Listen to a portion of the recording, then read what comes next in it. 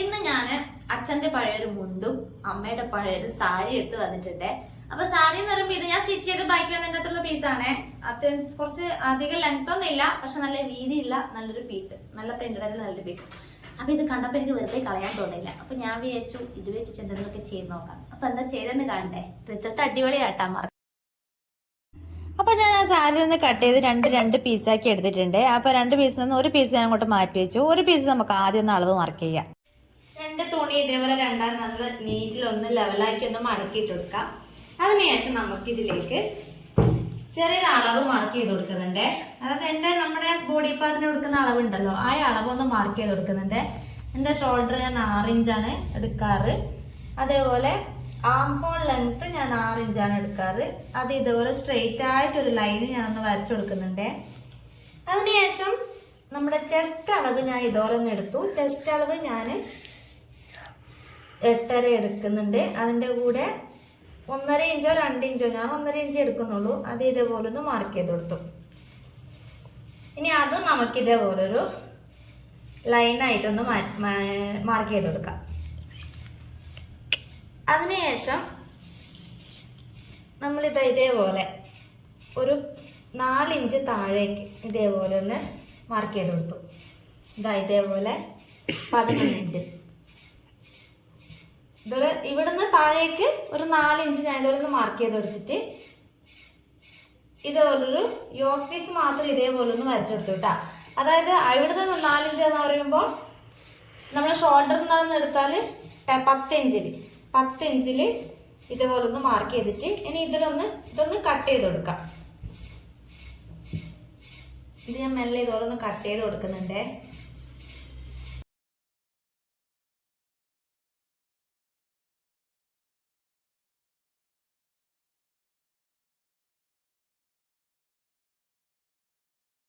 അപ്പം നമ്മൾ yoke piece cut ചെയ്ത് മാറ്റിയിട്ട് ബാക്കി ഭാഗം ഉണ്ടല്ലോ, ബാക്കി ഭാഗം നമുക്ക് ഇതേപോലെ ആ വീതി മുഴുവനായിട്ട് നമുക്ക് ഇതുപോലെ ഇങ്ങനെ കട്ട് ചെയ്തെടുക്കാം കേട്ടോ.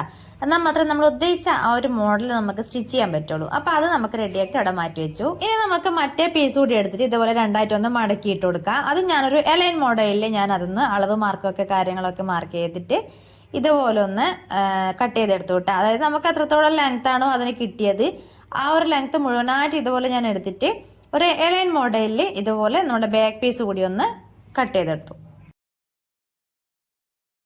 ഫ്രണ്ട് പീസിലെ യോക്ക് പീസ് നമ്മൾ ഇതുപോലെ കട്ട് ചെയ്തെടുത്തില്ലേ, അത് നമുക്ക് ഇതേപോലെ ഒന്ന് നിവർത്തി ഇട്ട് കൊടുക്കാം. അതിനുശേഷം നമ്മൾ അതിന്റെ പീസ്, നമ്മൾ സ്കേർട്ട് പോർഷനിലെ പീസ് ഇതുപോലെ നീളത്തിലൊന്ന് കട്ട് ചെയ്ത് വെച്ചിട്ടില്ലേനോ, അത് നമുക്ക് ഇതുപോലെ നിവർത്തി ഇട്ടിട്ട് ഈ ഫ്രണ്ട് പീസിൽ മാത്രം നമുക്ക് ഇതേപോലെ ചെറിയ ചെറിയ പ്ലീറ്റ് ഇട്ട് കൊടുക്കാം. ഫ്രണ്ട് പീസിൽ ഇതേപോലെ ചെറിയ ചെറിയ പ്ലീറ്റ് ഇട്ട് കൊടുക്കാം. ഇതേപോലെ പ്ലീറ്റ് ഇട്ട് കൊടുത്തിട്ട് നമുക്ക് ഫ്രണ്ട് പീസ് തയ്യാറാക്കി എടുക്കാം. അപ്പൊ ഇതിന് നമുക്ക് ലൈനിങ് വെക്കണം. ഇത് നേരിയ തുണിയാണല്ലോ, ലൈനിങ് വെക്കണം. അപ്പൊ അതിന് വേണ്ടിയിട്ട് ഞാൻ എടുത്തിട്ടുള്ളതാ എൻ്റെ അച്ഛൻ്റെ പഴയൊരു മുണ്ടാണ് എടുത്തിട്ടുള്ളത്. അപ്പൊ ഇത് വെച്ചിട്ട് നമുക്കൊരു ലൈനിങ്ങും കൂടി കട്ട് ചെയ്യാം. ലൈനിങ് സാധാരണ നമ്മൾ എലൈൻ മോഡലിലെല്ലാം കട്ട് ചെയ്യില്ലേ, അതേപോലെ തന്നെ കട്ട് ചെയ്താൽ മതിയേ. നമ്മൾ ഇതുപോലെ 4ആയിട്ടൊന്ന് മടക്കി വെച്ച് കൊടുക്കാം. ഇതേപോലെ 4ആയി ഒന്ന് മടക്കി ഇട്ട് കൊടുക്കുക. അതിനുശേഷം നമ്മൾ ബാക്ക് പീസ് കട്ട് ചെയ്തിട്ടില്ലേ, ആ ബാക്ക് പീസ് ഇതിലേക്ക് വെച്ച് കൊടുത്തിട്ട് നമുക്ക് ലൈനിങ്ങും കൂടി കട്ട് ചെയ്തെടുക്കാം കേട്ടോ. ഇതുപോലെ ബാക്ക് പീസ് ആ മുന്നിലേക്ക് ഇതുപോലെ വെച്ച് കൊടുത്തിട്ട് നമുക്ക് അതിന്റെ അളവിൽ ആ ലൈനിങ്ങിൽ കൂടി ഒന്ന് കട്ട് ചെയ്ത് കൊടുക്കാം. അപ്പം ബാക്കി വന്ന പീസിൽ നമുക്ക് സ്ലീവ് കൂടി ഒന്ന് കട്ട് ചെയ്ത് കൊടുക്കാം. നമുക്ക് തുണി കുറവായതുകൊണ്ട് തന്നെ ചെറിയ സ്ലീവാണ് കേട്ടോ വെച്ച് കൊടുക്കുന്നത്.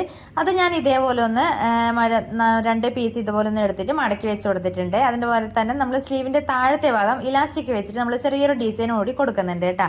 അപ്പം അതെങ്ങനെയാണെന്നുള്ളതും കൂടി ഒന്ന് നോക്കാം. സ്ലീവ് ഞാൻ ഇതേപോലെ കട്ട് ചെയ്തെടുത്തിട്ടുണ്ട്. ചെറിയൊരു സ്ലീവാണ്. അപ്പോൾ കൈവണ്ണം ഞാനിവിടെ മാർക്ക് ചെയ്തിട്ടില്ല കേട്ടോ. അത് നല്ല ലൂസിൽ തന്നെ ഞാനങ്ങനെ വിട്ടിട്ടുണ്ട്. അപ്പോൾ ഇനി എന്താ ചെയ്യേണ്ടതെന്ന് വെച്ചാൽ ഒരു ഇലാസ്റ്റിക് എടുക്കുക. ഇതേപോലുള്ളൊരു ഇലാസ്റ്റിക് എടുക്കുക കേട്ടോ. അപ്പോൾ ഇലാസ്റ്റിക് നമ്മൾ അളക്കുമ്പോൾ നമ്മളെ കൈവണ്ണത്തിനേക്കാളും ഇപ്പോൾ കൈവണ്ണം ഇപ്പോൾ ഒരു എക്സാമ്പിൾ പറയുന്നതാണ്. നമ്മളെ കൈവണ്ണം ഇപ്പോൾ ഒരു 6 ഇഞ്ചാണെങ്കിൽ 6 ഇഞ്ചിനേക്കാളും ഒരു 2 ഇഞ്ച് കുറച്ച് വേണം ഇലാസ്റ്റിക്കിൻ്റെ ലെങ്ത് എടുക്കാൻ വേണ്ടിയിട്ട്. അതായത് നമ്മുടെ കൈവണ്ണത്തിനേക്കാളും സെയിം അളവിലല്ലാണ്ട് കൈവണ്ണത്തിനേക്കാളും ഒരു 2-2.5 ഇഞ്ചോ കുറച്ചിട്ട് വേണം നമ്മൾ ഇലാസ്റ്റിക്കിൻ്റെ അളവെടുക്കാൻ. അപ്പോൾ അപ്പൊ നമ്മൾ നേരത്തെ നെക്ക് മാർക്ക് ചെയ്തിട്ടുണ്ടായിരുന്നില്ലല്ലോ. അപ്പൊ ഞാൻ ലൈനിങ്ങിലാണ് നെക്ക് മാർക്ക് ചെയ്ത് കൊടുക്കുന്നത്. അപ്പൊ ഞാൻ എന്റെ അളവാണ് ഞാൻ പറയണത്. നിങ്ങൾക്ക് ഇഷ്ടമുള്ള നെക്ക് നിങ്ങൾക്ക് ഇഷ്ടമുള്ള ഡിസൈനിൽ ചെയ്യാട്ടാ. ഞാൻ എന്റെ നെക്ക് വിടുത്ത് 3 ഇഞ്ചാണ് എടുത്തത്. അതുപോലെ ഞാൻ ഒരുപാട് താണിട്ടുള്ളതല്ല, കുറച്ച് കയറിയിട്ടുള്ള നെക്കാണ് കൊടുക്കുന്നത്, യു നെക്ക്. അതേപോലെ 3.5 ഇഞ്ചാണ് ലെങ്ത് കൊടുത്തിട്ടുള്ളത്. അതൊരു യു ഷേപ്പിൽ ഇതേപോലെ ഞാനൊന്ന് വരച്ചു കൊടുക്കുന്നുണ്ട്. ഇതാണ് ഞാൻ നെക്കിന്റെ അളവ് എടുത്തിട്ടുള്ളത് കേട്ടാ. അപ്പൊ നമ്മുടെ കട്ടിങ് ഒക്കെ കഴിഞ്ഞിട്ടുണ്ട്. ഇനി നമുക്ക് ഇതെങ്ങനെ സ്റ്റിച്ച് ചെയ്യുന്നേ നോക്കാം. സ്റ്റിച്ച് ചെയ്തിട്ട് ബാക്കി റിസൾട്ട് എങ്ങനെയാ വരുന്നത് നോക്കാം കേട്ടോ. നമുക്ക് നമ്മുടെ ഫ്രണ്ട് പീസ് എങ്ങനെയാ ഞാൻ സ്റ്റിച്ച് ചെയ്തെടുത്തേ നോക്കാം. നമ്മുടെ യോക്ക് പീസ് ആണ് ഇത്.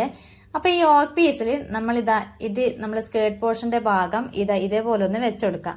അപ്പൊ ഇതുപോലെ വെച്ചുകൊടുക്കുമ്പോൾ 1 ഇഞ്ച് നമ്മൾ ജോയിൻ ചെയ്ത് ഇത് കൂട്ടി തയ്ക്കാനുള്ള ആ 1 ഇഞ്ച് നമ്മൾ ഇവിടെ വിട്ടിട്ട് വേണം ബാക്കി നമ്മൾ ഫ്രില്ലിട്ട് കൊടുക്കാൻ. ഫ്രില്ലല്ല, ഞാനൊരു ബോക്സ് ടൈപ്പാണ് ചെയ്യുന്നത്. അതെങ്ങനെയാന്ന് വെച്ചാൽ ഇതേപോലെ ആദ്യം 1 ഇഞ്ച് ഇതേപോലെ നമ്മൾ ഇങ്ങോട്ടേക്ക് മടക്കി കൊടുക്കുക. അതിനുശേഷം അതിന്റെ നേരെ ഓപ്പോസിറ്റ് ഭാഗം, അതായത് നമ്മൾ സ്കേർട്ട് പോർഷൻ മാത്രമേ എടുക്കാൻ പാടുള്ളൂ, ഇതുപോലെ എടുത്തിട്ട് ഓപ്പോസിറ്റ് ഇങ്ങനെ വെച്ചു കൊടുക്കുക. അതായത് ഒരു ഭാഗം അങ്ങോട്ടും ഒരു ഭാഗം ഇങ്ങോട്ടേക്കും വെച്ചിട്ട് ഈ രീതിയിൽ മൊത്തമായിട്ടൊന്ന് ഫ്രില്ലിട്ട് കൊടുക്കുന്നുണ്ട്. ഫ്രില്ലല്ല, ബോക്സ് പോലെ ഇതുപോലെ ഒന്ന് വെച്ചു കൊടുക്കുന്നുണ്ട് കേട്ടോ. അപ്പൊ കാണാൻ നമുക്കൊരു റെഡിമെയ്ഡ് ടൈപ്പ് ലുക്ക് തന്നെ നമുക്ക് ഈ ഒരു ടോപ്പിന് വരും. അപ്പൊ അതിന്റെ റിസൾട്ട് എങ്ങനെയാണ്? ടോപ്പിന്റെ മുക്കാ ഭാഗത്തുള്ള പണിയും തീർന്നു. ഞാൻ സ്ലീവ് അറ്റാച്ച് ചെയ്ത് കൊടുത്തു കഴിഞ്ഞതിന് ശേഷമാണ് സ്ലീവിന്റെ താഴത്തെ ഭാഗം ഇലാസ്റ്റിക് വെച്ച് കൊടുക്കുന്നത്. അപ്പൊ താഴത്തെ ഒരു ഭാഗം 1 ഇഞ്ച് ഗ്യാപ്പ് നമുക്ക് ജോയിൻ ചെയ്യാനുള്ള 1 ഇഞ്ച് ഗ്യാപ്പ് ഞാൻ അവിടെ വിട്ടിട്ട് അതിന് ശേഷമുള്ള ഭാഗത്താണ് സ്ലീവ് ഇതുപോലെ വെച്ച് കൊടുക്കുന്നത്. ഇലാസ്റ്റിക് വെച്ച് കൊടുക്കുന്നത്. ഇലാസ്റ്റിക്കിൽ ഞാൻ ഇതുപോലെ സ്ലീവിൽ ഇലാസ്റ്റിക് വെച്ച് കഴിഞ്ഞിട്ടാകുമ്പോൾ അതിന്റെ താഴത്തെ ഭാഗം ഇതേപോലെ നല്ല നീറ്റിൽ ഫ്രില്ല് പോലെ ഇങ്ങനെ കിടക്കും കേട്ടോ. നല്ലൊരു ഡിസൈനിൽ അങ്ങനെ കിടക്കും. അപ്പൊ ഇതാണ് നമ്മുടെ ടോപ്പിന്റെ ഫൈനൽ ലുക്ക് എന്ന് പറയുന്നത്. ചെറിയൊരു പീസ് തുണിയാണെങ്കിൽ പോലും നമുക്ക് നല്ല വെസ്റ്റേൺ ടൈപ്പിൽ നല്ല ജീൻസിന്റെ കൂടെയൊക്കെ പെയർ ചെയ്യാൻ പറ്റുന്ന നല്ലൊരു ടോപ്പാണ് കേട്ടോ ഇത്.